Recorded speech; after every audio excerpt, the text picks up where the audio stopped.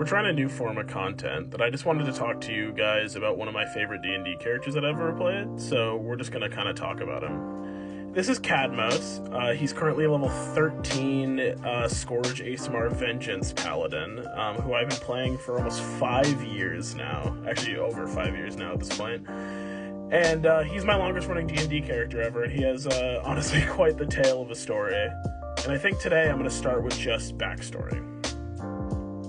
So Cad was born in the nation of Ascos. He was born to some parents that he's never met, because very early on, the military theocracy that controls the country sort of strongly suggested to his parents that he would be given up to the government to enter in sort of a program that they have to train aasimar to be soldiers for Ascos. Cad was part of that program, and he was raised by the church from a very early age.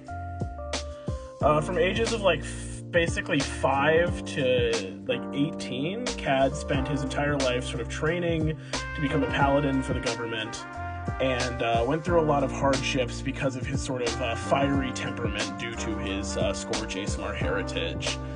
Sort of a bit of a problem child. He found himself in a lot of situations where he was being reprimanded by his superiors for, being a little bit too fiery. This all sort of culminated in a event that happened in his mid-teens, around 15 years old, where in activating his radiant consumption ability, which you can see here, he accidentally nearly killed a sparring partner after that sparring partner was antagonizing him during their match.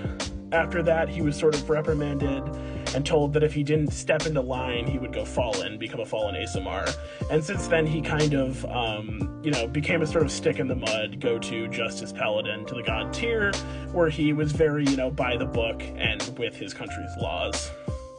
His story sort of began for the campaign when eventually he was sent out to be stationed in the city of Helmus, dedicated to the god Helm, after a recent demon attack had sort of shooken up things there, and he was asked to go, help keep order and make sure that nobody else was hurt during said attack.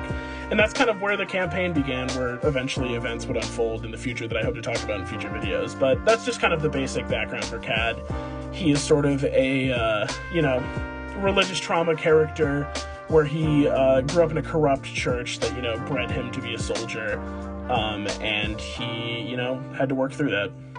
So yeah, that's Cad, Paladin of Tyr.